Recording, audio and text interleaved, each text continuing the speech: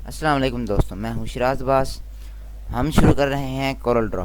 तो हम शुरू करते हैं कोरल ड्रॉ के पहले लेक्चर से। आज हमारा पहला लेक्चर है। हम ऐसा ऐसा करके सब पूरा कोरल ड्रॉ आपको बताएंगे। तो बिस्मिल्लाहिर्रहमानिर्रहीम। ये है न्यू डॉक्यूमेंट। कि न्यू डॉक्यूमेंट अगर आपने शुरू करना हो न्यू प्रोजेक्ट, तो वहाँ पे आप यहाँ से शुरू करते हैं।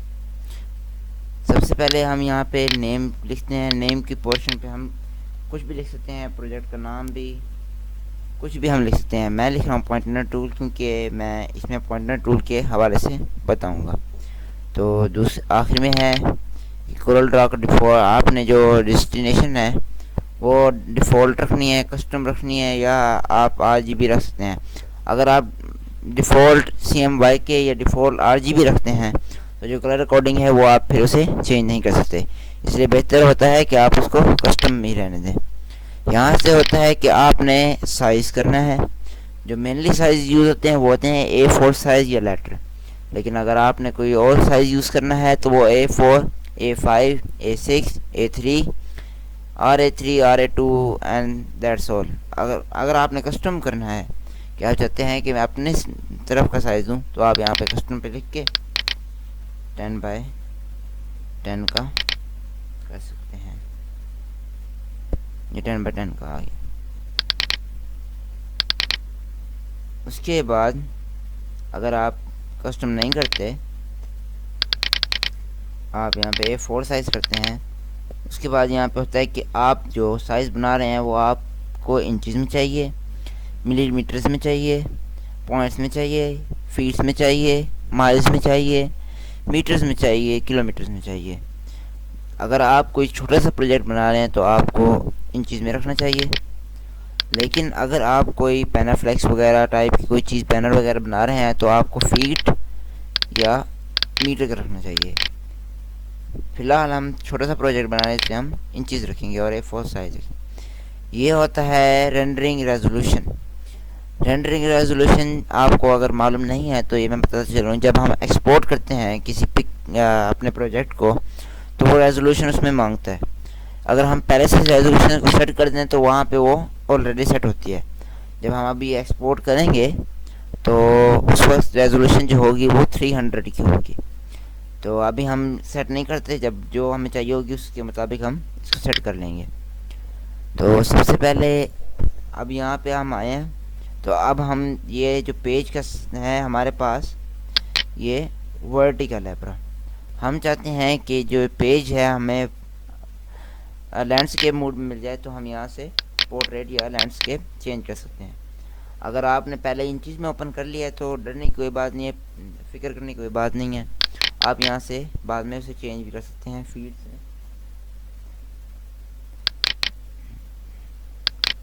तो सबसे पहले इसको जो उसको पहले पहला होता है उसे हम पिक टूल कहते हैं, या पॉइंटर टूल भी हम कह सकते हैं।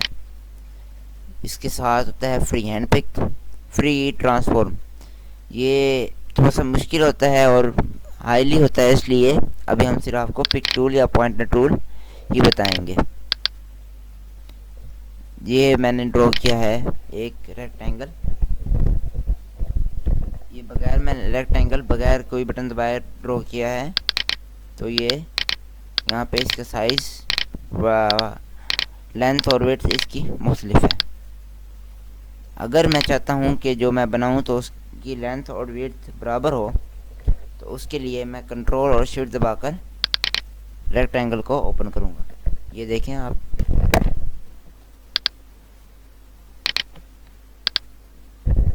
मैंने कंट्रोल और शिफ्ट दबाकर ओपन किया तो ये देखें साइज़ बिल्कुल लेंथ और विड्थ के बराबर आया।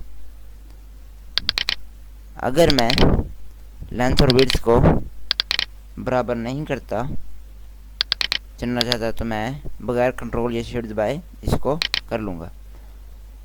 अब यहाँ पे बन गया है साइज़ 9.298 और 5.752।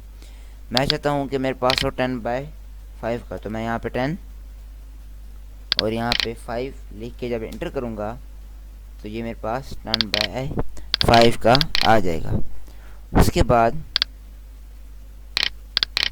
अगर हम चाहते हैं कि इसी साइज़ की हमारे पास एक और कॉपी हो जाए, तो हम राइट क्लिक या लेफ़्ट क्लिक दबाएंगे, जहाँ पे हमने उसको प्लेस करना होगा वहाँ पे रख के जैसे ही हम राइट क्लिक दबाएंगे ये हमारे पास कॉपी बन गई।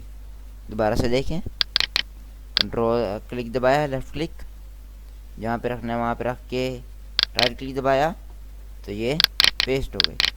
अब ये देख लें कि ये दोनों एक ही एक्सिस पे नहीं है, क्योंकि ये देखें 8.58, 5.853 और 5.817। तो इसको अगर आप चाहते हैं कि जब अलाइन ही कॉपी हो तो आप इसको कंट्रोल दबाकर कॉपी करेंगे। मैं ये बताता हूँ आपको।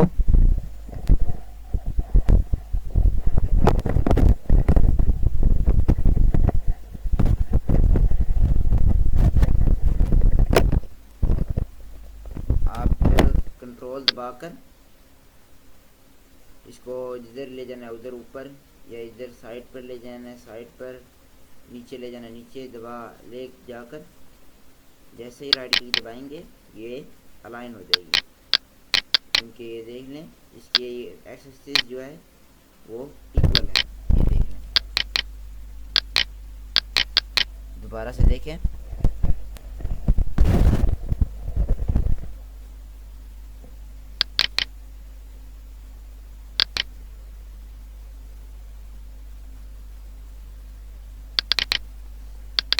दोबारा से देखें, कंट्रोल क्लिक दबाया, उसके बाद कंट्रोल, फिर जिस डायरेक्शन में लेना है उस डायरेक्शन में लेकर राइट क्लिक दबाया, ये अलाइन होकर कॉपी हो गया। इसके अलावा अगर आपने चाहते हैं कि जो बॉक्स बनाऊं उसका सेंटर यही हो लेकिन वो थोड़ा सा अंदर या बाहर की तरफ हो जाए, तो इसके कॉर्नर से हम शिफ्ट दबाकर ओपन करेंगे, इसको खुला करेंगे और जितना हमें बड़ा चाहिए होगा फिर हम राइट क्लिक दबा देंगे। जैसे राइट क्लिक दबाया ये देख लें ये दोनों का सेंटर एक ही है लेकिन इनका साइज़ मुख्तलिफ है। तो दोबारा से देख लें, कॉर्नर पे क्लिक दबाया, उसके बाद शिफ्ट और फिर राइट क्लिक दबाया, ये कॉपी हो गया। इसके बाद अगर आप चाहते हैं कि अंदर की तरफ हो तो वो भी बिल्कुल इसी तरह है, बस आपको अंदर की तरफ इसको ड्रैग करके राइट क्लिक दबाना होगा। अब अगर आप चाहते हैं कि आप इसको स्क्वायर बनाएं तो कोई टेंशन भी नहीं, आप इसके 5x5 का साइज़ रखें, ये आपका स्क्वायर बन गया।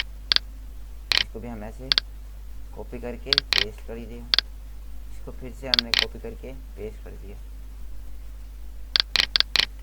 अगर आपने कोई ड्राइंग बनाई भी है तो आपको अलाइन नहीं कर सकते, जैसे अब ये एक स्क्वायर है और ये क्या इक्लिप्स बना रहा हूँ जिसे आम ज़बान में हम सर्कल कहते हैं।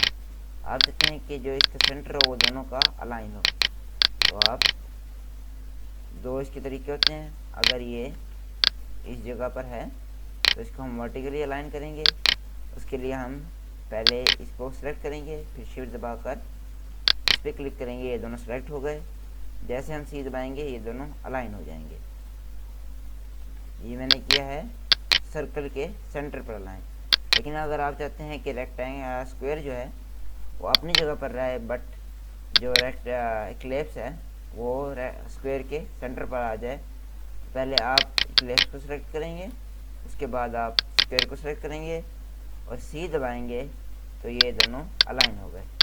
इसके लिए अगर आपने देखना है ये हो कि अगर आपने कंफर्म करना है कि ये अलाइन है तो इसका तरीका ये है कि अगर आपको मालूम है ये होता है वाई एक्सिस और ये होता है एक्स एक्सिस, आप इसके ऊपर क्लिक करेंगे। ये वाई एक्सिस पे आप देख रहे हैं इस वक्त वाई एक्सिस की वैल्यू 2.984 है और इसकी जब देखेंगे तो इसकी भी एक्स एक्सिस की 2.984 है। इसके बाद अगर आप चाहते हैं कि आप इसे हॉरिजॉन्टली अलाइन करना है तो आप पहले इक्लिप्स को सेलेक्ट करेंगे, शिफ्ट दबाकर स्क्वायर को क्लिक करेंगे, उसके बाद जब आप ई दबाएंगे तो ये दोनों अलाइन हो गए। ये था अलाइनिंग। इसके बाद इसका होता है रोटेशन। आपको बता रहा हूँ कि किसी ऑब्जेक्ट को कैसे रोटेट करते हैं। किसी ऑब्जेक्ट को रोटेट करने के दो तरीके हैं। सबसे पहले ये है, आप किसी से ऑब्जेक्ट को सेलेक्ट करें, उसके बाद उसके ऊपर एक और क्लिक दबाएंगे, मीन डबल क्लिक, फिर उसके पास आपके पास ये एरोस शो हो रहे हैं जो आपको रोटेट का बता रहे हैं। इसको आप दबाएंगे तो ये आपको रोटेट कर रहा है। मैंने इसको रोटेट किया था बगैर कोई बटन दबाया। अगर मैं आपको इसको शिफ्ट दबा कर रोटेट करता हूँ तो ये बढ़ते हुए भी रोटेट हो सकता है, लेकिन अगर मैं शिफ्ट दबा कर रोटेट नहीं करता तो ये रोटेट बिल्कुल अपने साइज़ पर होगा। उसके अलावा अगर मैं चाहता हूँ कि ये किसी मार्जिन से रोटेट हो तो मैं कंट्रोल दबाकर जब इसको करूँगा रोटेट तो ये 15 के मार्जिन से रोटेट होगा। देख लें आप। अगर आप चाहते हैं कि आप इस तरह नहीं करना चाहते और किसी स्पेसिफिक एंगल से आप रोटेट करना चाहते हैं तो इस जगह पर देखें एंगल ऑफ रोटेशन है। यहाँ पे आप 270, 120, 30, 300 जो आपकी रिक्वायरमेंट हो उस मुताबिक आप उसको रोटेट कर सकते हैं। इसके बाद आता है कि एक सर्कल जो है, एक रेक्टेंगल सॉरी, इसके जो पॉइंट्स हैं वो एजेस होती हैं। आप इसको कर्व एजेस कैसे बना सकते हैं, इसके लिए बहुत ही आसान तरीका है। जब आपने पॉइंटर टूल लिया हो तो उसके बाद यहाँ पे शेप टूल आता है। शेप टूल पर क्लिक करें, इसको सेलेक्ट करें और यहाँ से आप नोड्स है, ये नोड्स, इस नोड को जितना आप दूर ले जाएंगे ये उतना कर्व होता जाएगा, हत्ता कि अगर आप इसको सेंटर तक ले जाते हैं तो ये एक सर्कल बन गया।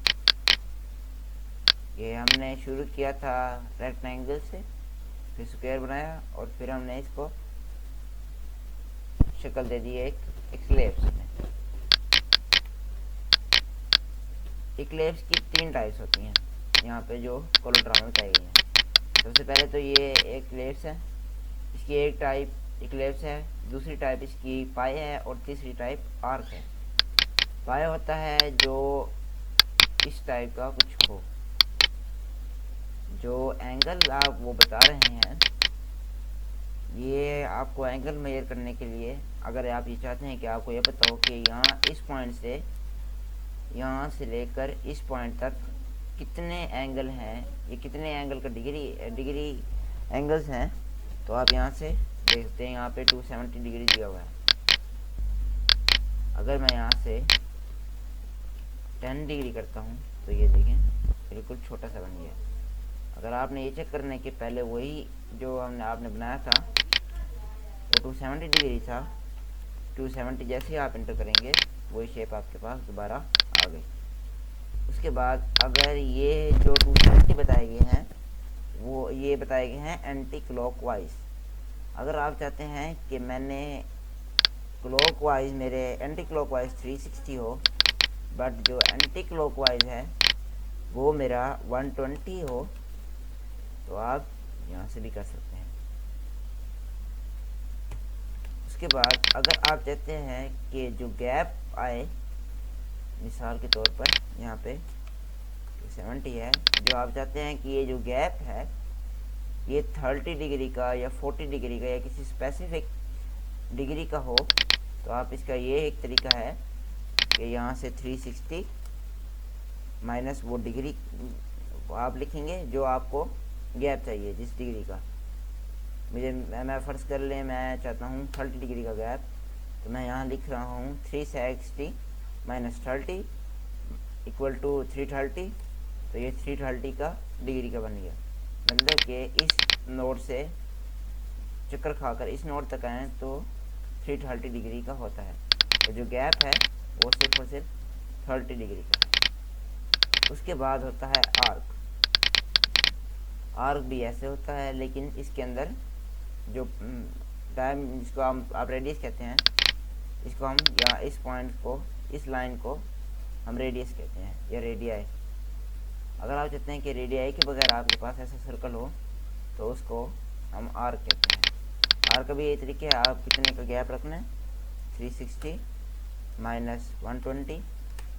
तो ये जो मेरे पास गैप आया है वो 120 का है, और जो ये बकाया मेरे पास सर्कल ड्रॉ हुआ है वो 240 डिग्री का है। ये था हमारा पहला लेक्चर। अगले लेक्चर के लिए इंतज़ार करें, और अगर आपने सब्सक्राइब नहीं किया तो हमारे चैनल को सब्सक्राइब कर दें, ताकि जब हम अगले वीडियो अपलोड करें तो आपको नोटिफिकेशन हासिल हो जाए। Thanks for watching.